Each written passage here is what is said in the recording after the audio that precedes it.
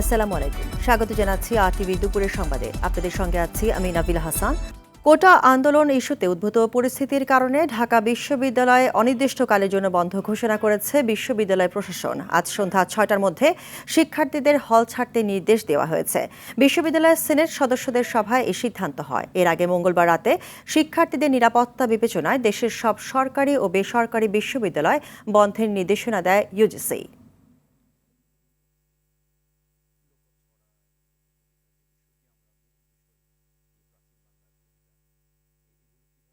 এর আগে কোটা সংস্কার আন্দোলনকে কেন্দ্র করে থমথমে অবস্থা বিরাজ করছে ঢাকা বিশ্ববিদ্যালয় এলাকায়। সকাল থেকেই হল ত্যাগ করছে শিক্ষার্থীরা। সতর্ক অবস্থায় রয়েছে আইনশৃঙ্খলা বাহিনী। মঙ্গলবার সংখ্যাতে ৩ জেলায় ৬ জনের প্রাণহানির ঘটনার পর আন্দোলনকারীরা ঢাকা বিশ্ববিদ্যালয়ের বিভিন্ন হল থেকে ছাত্রলীগ নেতাকর্মীদের বের করে দিচ্ছে। কয়েকটি হলে ছাত্র রাজনীতি নিষিদ্ধের বিষয়ে বিজ্ঞপ্তি টানানোর ঘটনা ঘটেছে। এদিকে নিহত শিক্ষার্থীদের গায়বানা জানাজা ও প্রতীকী কফিন মিছিল করবে আন্দোলনকারীরা। কিছুক্ষণের মধ্যে রাজু ভাস্কর্যের সামনে কর্মসূচি শুরু হবে। সন্ধ্যায় আন্দোলনের পরবর্তী কর্মসূচি ঘোষণা করবে বৈষম্য বিরোধী ছাত্র আন্দোলনের নেতারা। এদিকে নিপীড়ন বিরোধী শিক্ষক সমাবেশে ছাত্রদের মৃত্যুর ঘটনার তীব্র নিন্দা জানানো হয়।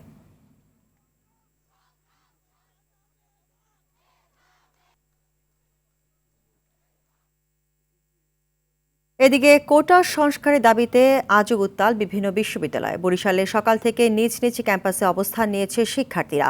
এর মধ্যে বরিশাল সরকারি বিএম কলেজের শিক্ষার্থীরা নগরীর নথুল্লাবাদ এলাকায় ঢাকা বরিশাল মহাসড়ক অবরোধ করে যান চলাচল বন্ধ করে দিয়েছে।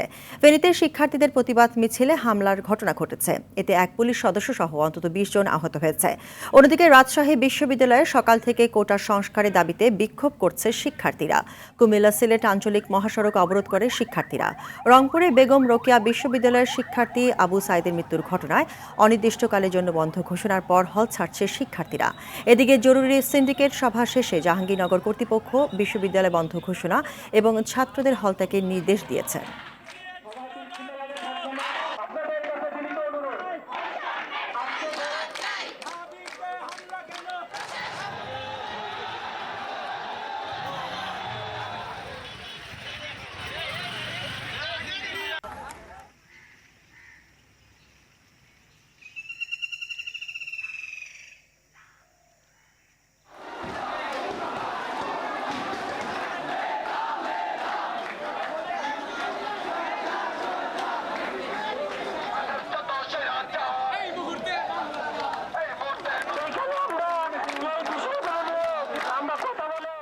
হল ছাড়তেছি কারণ কর্তৃপক্ষ নির্দেশ দিচ্ছে আজকে 12টার মধ্যে হল ছাড়ার। আমরা আসলে যাবো কোথায়, আমাদের থাকার জায়গা নেই, এই জন্য আসলে আমরা হল ছাড়তেছি।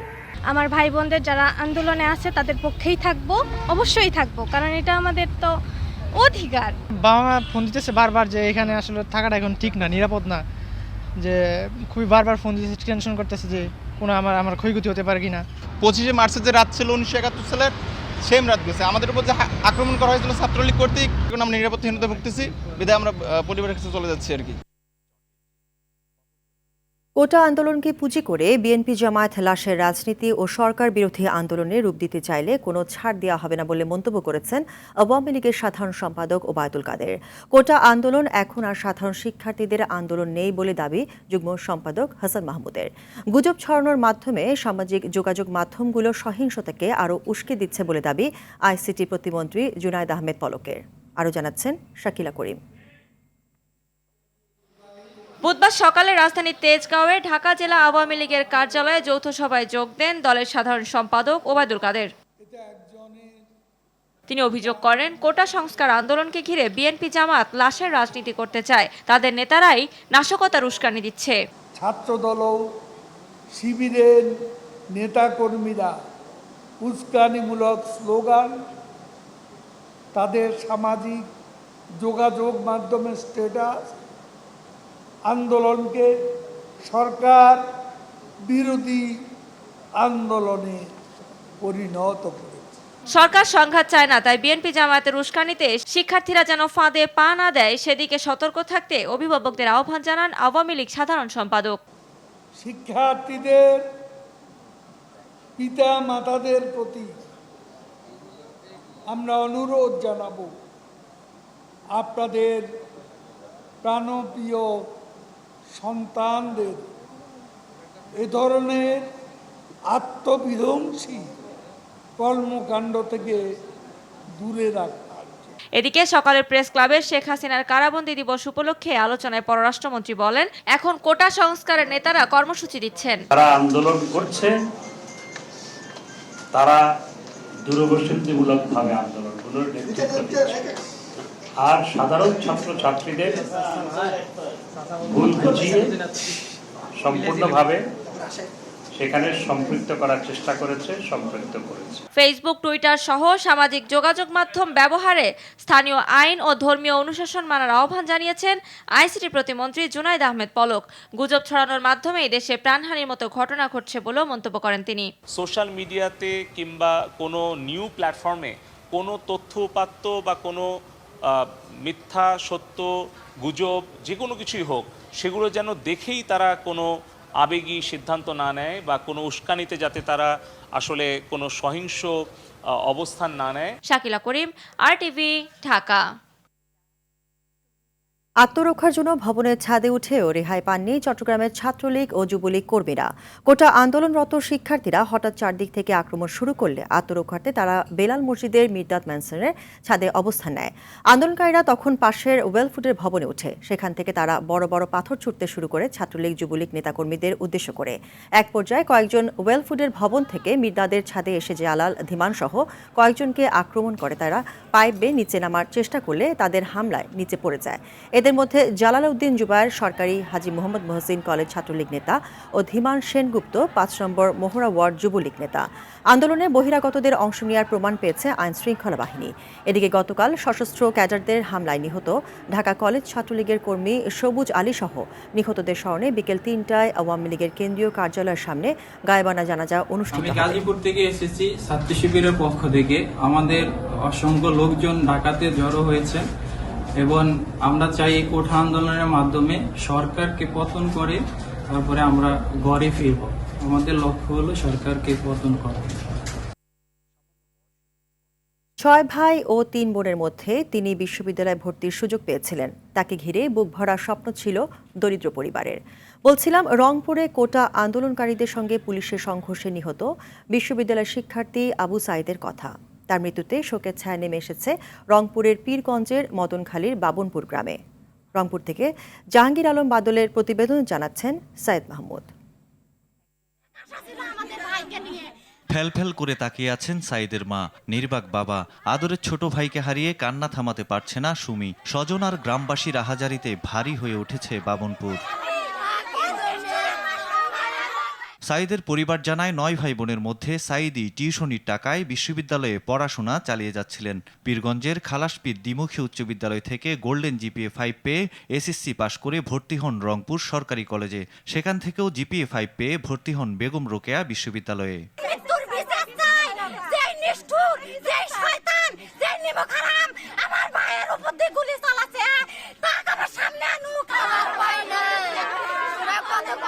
ছেলের হত্যার বিচার চান মা মনোয়ারা বেগম ও বাবা মকবুল হোসেন। আমার বাবা উজ্জ্বল, আমার বাবা আমার এতই বুদ্ধি আসলো, আমার বাবা একলাই আমার ভাইয়ের উচিত বিচার চাই আমরা। এদিকে সহিংসতার পর থেকেই পুলিশ সতর্ক অবস্থানে থাকার কথা জানিয়েছে।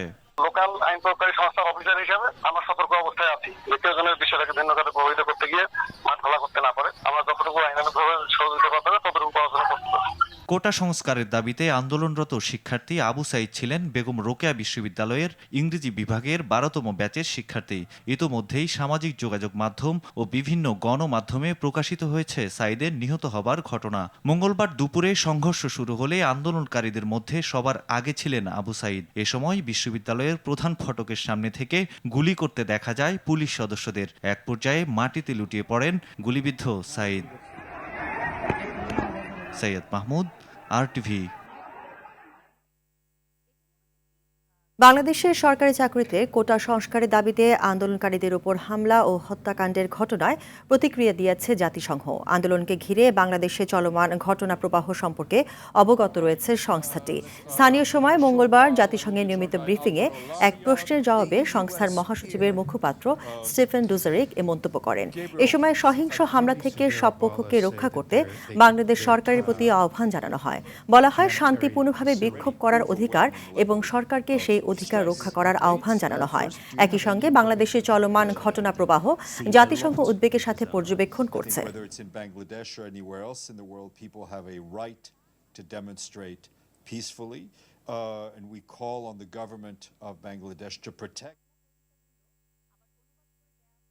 দর্শক, ঢাকা বিশ্ববিদ্যালয় এলাকায় আছেন আশিকুল আলম, সরাসরি চলে যাব তার কাছে। আশিকুল, বিশ্ববিদ্যালয়ের এখন পরিস্থিতি কি, আর আন্দোলনে নিহতদের জন্য গায়েবানা জানাজা সহ কর্মসূচির কি তথ্য আছে, বিস্তারিত জানাবেন।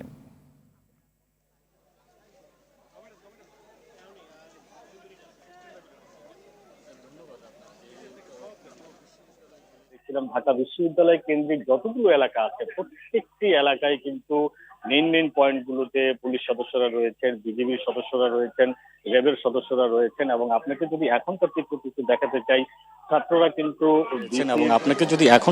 একটু দেখাতে চাই, ছাত্ররা কিন্তু বিসির যে পক্ষ থেকে এবং তাদের যে সিন্ডিকেট সভা, সেখানে যে সিদ্ধান্তটি হয়েছে যাদের হল ছাড়তে হবে, এটি আসলে কোনোভাবেই তারা মেনে নিতে চাচ্ছেন না। তারা বলছেন যে এই বিশ্ববিদ্যালয় চত্বরে পুলিশের অবস্থান, বিজিবির অবস্থান এবং র্যাবের যে অবস্থান, আইন শৃঙ্খলা রক্ষাকারী বাহিনীর অবস্থান, এটিকে তারা আসলে কোনোভাবেই সমর্থন করেন না। এবং তারা বলেন যে তাদের যে ন্যায্য দাবি, যেটি কোটা সংস্কারের কথা তারা বলছেন, কোটা বাতিলের কথা না, তারা বলছেন কোটা সংস্কারের কথা। সেই কোটা সংস্কারের বিষয়টিকে সর্বোচ্চ গুরুত্ব দিয়ে সরকারের পক্ষ থেকে যাতে ব্যবস্থা নেওয়া হয়, সেটির উপর কিন্তু তারা জোর দিচ্ছেন। এবং তারা বলছেন যে এটি কোনো রাজনৈতিক আন্দোলন নয়, এটি ঢাকা বিশ্ববিদ্যালয়ের শিক্ষার্থীদের ন্যায্য অধিকারের জায়গা থেকে তারা আন্দোলন করছেন। আমরা দেখছি যে এখন কিন্তু ভিসির যে বাসভবন, তার সামনে কিন্তু শিক্ষার্থীরা ধীরে ধীরে তাদের অবস্থান শক্ত করার জন্য তারা অবস্থান নিচ্ছেন। এবং আইন শৃঙ্খলা রক্ষাকারী বাহিনীর সদস্যরাও কিন্তু তাদের এক ধরনের ব্যারিকেড বলয় তৈরি করছেন। এবং এই বলয় থেকে তারা আসলে যেটি নিশ্চিত করতে চান যে যাতে কোনো ধরনের সংঘর্ষ না হয়, সেই বিষয়টি কিন্তু তারা নিশ্চিত করার চেষ্টা করছেন। আমরা দেখছি যে ধীরে ধীরে কিন্তু পরিস্থিতি উত্তপ্ত হচ্ছে। অন্যদিকে কিন্তু আজকে যে যারা নিহত হয়েছেন সাধারণ ছাত্র, তাদের যে জানাজা, সেটি কিন্তু কিছুক্ষণের মধ্যে শুরু হবে। তবে এই উত্তেজনার কারণে কিন্তু সব কেন্দ্রিক কিন্তু এখন এই ছাত্ররা কিন্তু এখানে যে শিক্ষকদের যে বিসির পক্ষ থেকে যে অবস্থান, সেটি আসলে তারা কোনোভাবে সমর্থন করছেন না। তারা কিন্তু বলছেন যে এই আইন শৃঙ্খলা রক্ষাকারী বাহিনীর সদস্যরা যখন তাদের উপর হামলা হয়েছিল, বিভিন্ন জায়গা থেকে তাদের উপর হামলা করা হয়েছিল, সেটিকে তারা আসলে মোকাবেলা করেননি, এ ধরনের দোষারোপও কিন্তু তারা করছেন। এবং তারা বলছেন যে তাদের এই ন্যায্য দাবি আদায়ের ক্ষেত্রে তারা কোনো প্রকার পিছপা হবেন না। এবং তারা এই ভিসির যে সিদ্ধান্ত, যে হল ছেড়ে দিতে হবে, সেই সিদ্ধান্ত তারা মানতে নারাজ। তারা কিছুক্ষণের মধ্যেই এই প্রত্যেকটি হলে আমরা দেখেছি যে সাধারণ শিক্ষার্থীরা অবস্থান নিয়েছেন এবং তারা যারা বহিরাগত তাদেরকে এই হল থেকে বের করে দিয়েছেন। এবং তারা বলছেন যে তারা এই হল ছেড়ে যাবেন না। এবং কিছুক্ষণের মধ্যেই কিন্তু এখানে যে গায়বানা জানাজা, সেটি অনুষ্ঠিত হবে। সেখান থেকে আসলে পরবর্তী সময় তারা কোনো ধরনের নতুন কর্মসূচি ঘোষণা করেন কিনা বা তারা আন্দোলনের নতুন কোনো মন নেয় কিনা, সেই বিষয়টি আসলে নিশ্চিত হওয়া যাবে। এই ছিল আমার কাছে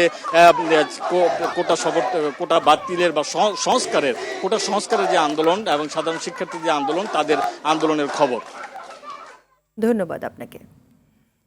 বিএনপির কেন্দ্রীয় কার্যালয় থেকে শতাধিক ককটেল ও আগ্নেয়াস্ত্র উদ্ধার করেছে মহানগর ডিবি পুলিশ। গতকাল গভীর রাতে ঢাকা মেট্রোপলিটন পুলিশের গোয়েন্দা শাখার প্রধান হারুনুর রশিদের নেতৃত্বে এই অভিযান পরিচালনা করা হয়। এতে 7 জন নেতাকর্মীকে গ্রেফতার করা হয়েছে বলে জানিয়েছে পুলিশ।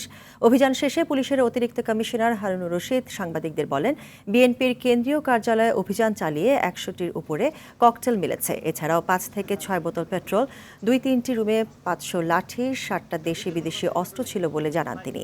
এ ঘটনায় ছাত্রদলের সাবেক সভাপতি শ্রাবণ সহ মোট 7 জনকে গ্রেফতার করা হয়েছে। এদিকে এই অভিযানকে মাস্টার প্ল্যানের অংশ উল্লেখ করে বিএনপির সিনিয়র যুগ্ম মহাসচিব রুহুল কবির রিজভী বলেন, চক্রান্ত করে গভীর রাতে অভিযান করছে পুলিশ। প্রায় 100-র উপরে আমরা ককটেল পেয়েছি, সেখানে পেট্রোল 5-6 বোতল পেট্রোল আমরা পেয়েছি। তারপরে 500 লাঠিসোঁটা 2-3টা রুমে ছিল, 500 লাঠিসোঁটা ছিল, 60টা দেশি বিদেশি অস্ত্র ছিল। এবং আমরা মানে ছাত্রদল এবং তার অঙ্গ সংগঠনের আমরা প্রায় 7জনকে আমরা গ্রেপ্তার করছি। এর মধ্যে একজন হলো, তারা অনেকেই দৌড়ে পালিয়ে গেছে, তার মধ্যে একজন ছাত্রদলের সাবেক সভাপতি শ্রাবণও রয়েছে। বাংলাদেশ জাতীয়তাবাদী দল যে দলের নেতৃত্ব এবং যে দলের সরকার বারবার গঠিত হয়েছে, সেই দলের প্রধান কার্যালয়ের মধ্যে মানে বিস্ফোরক জিনিস থাকবে, লাঠিসোঁটা থাকবে, এটা আইন শৃঙ্খলা বাহিনীর একটা নোংরা চাতুর্য। মানুষের কাছে বিএনপিকে ভিন্নভাবে সন্ত্রাসী হিসাবে চিহ্নিত করার একটা জঘন্য চক্রান্ত হিসেবেই তারা মধ্যরাতে বিএনপির কার্যালয়ে এই নাটকটি করছেন। এবার অন্যান্য প্রসঙ্গ। পবিত্র আশুরা আজ, দিনটি মুসলমানদের কাছে অত্যন্ত তাৎপর্যপূর্ণ ও শোকাবহ। রোজা রেখে এবং ইবাদত বন্দেগী করে দিবসটি পালন করে থাকেন ধর্মপ্রাণ মুসলমানরা। একই সাথে তাজিয়া মিছিল করে কারবালার মরুপ্রান্তরে শহীদদের স্মরণ করেন শিয়া সম্প্রদায়ের মানুষ। সকালে হুসাইনি দালান থেকে রেওয়াজ অনুযায়ী বের হয় ঢাকার তাজিয়া মিছিল। এই সময় কারবালায় শহীদদের ত্যাগের ঘটনা তুলে ধরে মুসলিম উম্মার মধ্যে ঐক্যের আহ্বান জানান শিয়া সম্প্রদায়ের মানুষ। আবুল হাসানের তোলা ছবিতে আরও জানাচ্ছেন সুমন তানভীর। শোকগাথা গাইতে গাইতে পুরান ঢাকার হোসনি দালান থেকে তাজিয়া মিছিল বের করেন শিয়া সম্প্রদায়ের অনুসারীরা। ইমাম হোসেনের প্রতি ভালোবাসার অনন্য নজির দেখাতে নিষেধাজ্ঞা অমান্য করেই নিজের শরীরকে ধারালো অস্ত্রের আঘাতে জর্জরিতও করেন কেউ কেউ। হিজরি 61 সনের 10ই মহরমের এই দিনে মহানবী হযরত মুহাম্মদ সাল্লাল্লাহু আলাইহি ওয়াসাল্লামের দৌহিত্র ইমাম হোসেন ও তার পরিবারের সদস্য ও তার 72 জন সঙ্গী সত্য ও ন্যায় প্রতিষ্ঠার সংগ্রামে শহীদ হন কারবালা প্রান্তরে। তাদের স্মরণেই এই মাতম, এই আহাজারি। যা কবি বলেছে, পায়ে কাটা বিথে যদি ঝরে আমার রক্ত, তবু হুসাইনের পথে চলবে এই সব হুসাইনের ভক্ত। নিজের সব পরিবারকে নিয়ে যদি উনি শাহাদাত বরণ না করতেন, তাহলে আজকে ইসলাম থাকতো না, এই মসজিদে আজান হইতো না। অন্যায়ের বিরুদ্ধে সবসময় প্রতিবাদ করতে হবে, তাতে আমার জীবনও চলে যাক না কেন। এবং 10ই মুহররমের এই শিক্ষা আমরা সমগ্র মুসলিম সম্প্রদায় শিয়া সুন্নি নির্বিশেষে আমরা এক এবং অভিন্ন। কালো পোশাক, মাথায় কালো পট্টি, কারো হাতে বর্ণিল ঝান্ডা, ফাঁকে ফাঁকে ইমাম হোসেনের কবর সদৃশ তাজিয়া, যা আজিমপুর, নীলক্ষেত, নিউ মার্কেট ও সায়েন্স ল্যাব প্রদক্ষিণ করে শেষ হয় জিগাতলা গিয়ে। কারবালা যেতে পারবো না, তাই জন্য স্মরণে আমরা জুলুস বের করে থাকি ইমাম হাসানের স্মরণে। এই যে আমাদের ইমাম হোসেন হাসানের জন্য বের হয়, তাদের শোক করতে আমরা বের হই। 10ই মুহররম কারবালা প্রান্তরে ইয়াজিদ বাহিনীর অন্যায়ের বিরুদ্ধে যুদ্ধ করতে গিয়ে যে ত্যাগ স্বীকার করেছিলেন মহানবী সাল্লাল্লাহু আলাইহি ওয়াসাল্লামের দৌহিত্র ও তার সঙ্গীরা, সেই মহান বিসর্জনের তাৎপর্য ঘরে ঘরে তুলে ধরতে সেই সত্য প্রতিষ্ঠায় এই পদযাত্রা। তাজিয়া মিছিলকে কেন্দ্র করে পুরান ঢাকার হোসনি দালান সহ গোটা নগরীতে নেওয়া হয় কয়েক স্তরের নিরাপত্তা ব্যবস্থা। সুমন তানভীর, RTV, ঢাকা। শুধু দুর্নীতি আর অনিয়ম নয়, গ্রাহকদের ন্যূনতম সেবা নিশ্চিত করতে পারছে না ডাক বিভাগ। নানা সীমাবদ্ধতার অজুহাতে দায়সারা সেবার মধ্যেই চলছে এর কার্যক্রম। বিশেষজ্ঞরা বলছেন, কাঙ্ক্ষিত সেবা পেতে প্রয়োজন কর্মকর্তা কর্মচারীদের মনোভাবে পরিবর্তন আনা, সেই সঙ্গে আধুনিকায়ন জরুরির সব কার্যক্রমে। ডাক বিভাগের অনিয়ম নিয়ে সুফিয়ান ফারাবির ধারাবাহিক প্রতিবেদনের আজ থাকছে তৃতীয় পর্ব। গাজীপুর থেকে আশরাফুল আলম ঢাকা আসেন ভাইয়ের কাছে ডাকযোগে ছোট এই ব্যাগটি পাঠাতে। এর আগে গাজীপুর ডাকঘরে কয়েক দফা গিয়েও তা পার্সেল করতে ব্যর্থ হন তিনি, আর ডাকভবনে এসেও শিকার হন বিড়ম্বনার। দায়িত্বপ্রাপ্ত কর্মচারীরা জানায়, ব্যাগ স্ক্যান করার মতো কোনো যন্ত্রপাতি তাদের কাছে নেই, তাই এখান থেকে কোনো পণ্যই তারা পাঠাতে পারছে না। ইনস্ট্রুমেন্টের ব্যাপার আছে, তাই না, যে সেটা আমি আপনাকে বুঝাচ্ছি। আপনার পর্যাপ্ত নেই। আপনার ইনস্ট্রুমেন্ট ইয়েতে আছে, অফিসে আছে, আপনাদের একটা জায়গায় ইনস্ট্রুমেন্ট আছে, তাতে কোনো সমস্যা নেই। আপনি এই ব্যাগটা আমার নেন, যে কোনো পয়েন্ট থেকে নেন, কালেক্ট করেন, আপনি স্ক্যান করেন, দেখেন এখানে কোনো প্রবলেম আছে কিনা। Am I right? আমি কি দিয়ে করবো বলেন? হ্যাঁ, আমাকে যদি ইনস্ট্রুমেন্ট সরবরাহ না করে আমি কি দিব? এটা আমাদের জন্য খুবই একটা মানে লজ্জার বিষয়। আমাদের এত বড় একটা ডাক বিভাগ থাকা সত্ত্বেও আমরা আসলে এই সেবাটা ঠিক মতো পাচ্ছি না ডাক বিভাগের কাছ থেকে। প্রতিনিয়ত এমন বিড়ম্বনার শিকার হচ্ছে হাজার হাজার সেবা প্রত্যাশী। বাধ্য হয়ে বাড়তি খরচে বেসরকারি ডাক প্রতিষ্ঠানগুলোর দ্বারস্থ হচ্ছে তারা। এত বড় একটা প্রতিষ্ঠান, এটার আধুনিকায়নের এটা প্রয়োজন। স্ক্যানারের সংখ্যা বাড়ানো উচিত নিরাপত্তার জন্য এবং এদের রেভিনিউ আর্নের জন্য এটা দরকার। ইলেকট্রনিক গভর্নেন্সে অভিজ্ঞ এই অধ্যাপক মনে করেন শুধু প্রযুক্তিগত সীমাবদ্ধতা নয়, কর্মকর্তা কর্মচারীদের সেবাদানের মানসিকতার মধ্যেও রয়েছে সংকীর্ণতা। তাই কাঙ্ক্ষিত সেবাবঞ্চিত গ্রাহকরা। পণ্যটা স্ক্যানিং করার জন্য একটা স্ক্যানার দরকার, স্ক্যানার নেই। আপনার স্কচ টেপ দরকার, স্কচ টেপ নেই। এবং আপনি যদি একটা খাম নিয়ে খামের উপরে ঠিকানাটা লিখতে চান, আপনি দেখবেন যে ওখানে কোনো টেবিল নাই। এবং ওখানে যারা সার্ভিস স্টাফ আছেন, যারা সার্ভিসটা দিবেন, তার দিয়ে গল্প করেন, কেউ আপনার অন্য কাজে ব্যস্ত। একজন ক্লায়েন্ট যাওয়ার পরে তাকে যেভাবে আপনার অ্যাড্রেস করতে হবে সেই বিষয়টা নেই, একদমই নেই। সমস্যাগুলো চিহ্নিত করে দ্রুত পদক্ষেপ না নেওয়া হলে বছরের পর বছর কেবল লোকসানে গুনতে হবে সরকারকে, এমন মত এই বিশেষজ্ঞের। সুফিয়ান ফারাবি, RTV, ঢাকা। দেশের বিভিন্ন স্থানে বন্যা পরিস্থিতির উন্নতি হলেও দুর্ভোগ কমেনি মানুষের। কুড়িগ্রামের নদ নদীর পানি কমলেও চরাঞ্চল ও নিম্নাঞ্চলে এখনও বাড়িঘরের চারপাশে পানি রয়েছে। বন্যায় নষ্ট হয়েছে শত কোটি টাকার ফসল ও আমনের বীজতলা, ভেসে গেছে 450 হেক্টর পুকুর ও খামারের মাছ। টাঙ্গাইলে এখনও পানিবন্দী আছে 59,000 মানুষ। পানিতে ডুবে আছে 4,600 হেক্টর ফসলি জমি। বন্যায় 57,49,00,000 টাকার ফসলের ক্ষতি হয়েছে বলে জানিয়েছে জেলা কৃষি বিভাগ। মৌলভীবাজারের কুলাউড়া, জুড়ি ও বড়লেখা নিম্নাঞ্চলের অনেক এলাকা থেকে এখনও পানি নামেনি। এতে প্রায় 1 মাস ধরে পানিবন্দী আছেন 3টি উপজেলার নিম্নাঞ্চলের মানুষ।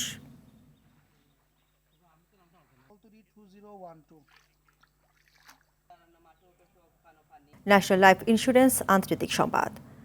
ফিলিস্তিনের গাজা উপত্যকায় ভয়াবহ হামলা চালিয়েছে ইসরায়েল। অবরুদ্ধ ভূখণ্ড জুড়ে চালানো বিমান হামলায় নিহত হয়েছে অন্তত 48 জন, আহত হয়েছেন আরও বহু মানুষ। 1 ঘন্টারও কম সময়ের মধ্যে 3টি ইসরায়েলি বিমান হামলায় হতাহতের এই ঘটনা ঘটে। এদিকে জাতিসংঘ বলছে ইসরায়েলি হামলায় দের এলবালায় সংস্থার একটি কেন্দ্রের কাছে আঘাত হানে, যেখান থেকে সংস্থাটি গাজায় মানবিক সহায়তা কার্যক্রম সমন্বয় করে থাকে। গেল 9 মাসে ফিলিস্তিনি শরণার্থীদের জন্য জাতিসংঘের ত্রাণ ও কর্মবিষয়ক সংস্থা UNRW 70% স্কুলে বোমা হামলা রয়েছে। এতে নিহত হয়েছে 539 জন।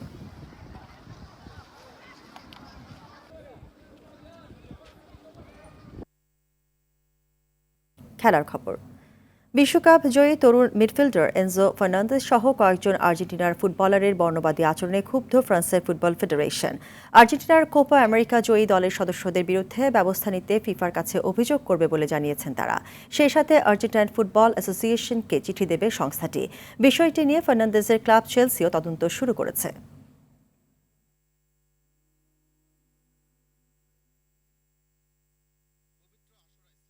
ইউরোর সেরা একাদশ প্রকাশ করেছে ইউরোপিয়ান ফুটবলের নিয়ন্ত্রক সংস্থা উয়েফা। সেরা এই একাদশে 6 জনই রয়েছেন ইউরো চ্যাম্পিয়নশিপের শিরোপা ঘরে তোলা দল স্পেন থেকে। 4-3-3 ফরমেশনে সাজানো একাদশে আক্রমণ ভাগে রয়েছেন স্পেনের 17 বছর বয়সী লামিনে ইয়ামাল, 22 বছর বয়সী নিকো উইলিয়ামস ও 21 বছর বয়সী জার্মানির জামাল মুসিয়ালা।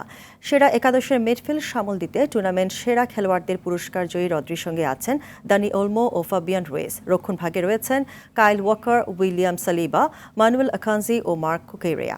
গোলরক্ষক হিসেবে সুযোগ পেয়েছেন ফ্রান্সের মাইক মেনিও। দুপুরের সংবাদ এই পর্যন্তই। সর্বশেষ সংবাদ জানতে যেকোনো মোবাইল থেকে 24141 নম্বরে ডায়াল করুন। জেলা সংবাদ বিকেল 4:45টায় দেখার আমন্ত্রণ রইল। ধন্যবাদ সবাইকে।